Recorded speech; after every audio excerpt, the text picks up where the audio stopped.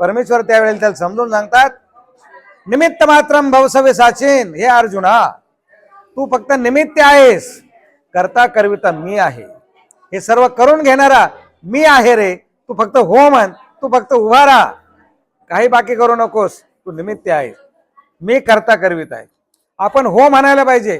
कुठलंही सत्कार्य असेल, धर्मकार्य असेल, समाजकार्य असेल, ईश्वर कार्य असेल, आपण तत्पर असायला पाहिजे, नकार देऊ नये. जे आपल्याच्याने शक्य होतं ते आपण करायला पाहिजे.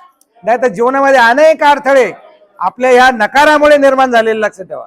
आपल्या जीवनामध्ये जे अडथळे येतात किंवा आलेला यश तुमच्यापासून लांब पडतं, तर आपण चांगल्या कामापासून पलायनवाद केल्यामुळे, चांगल्या कार्यापासून आपण लांब पळाल्यामुळे आपल्या जीवनामध्ये ते प्रसंग निर्माण होतात.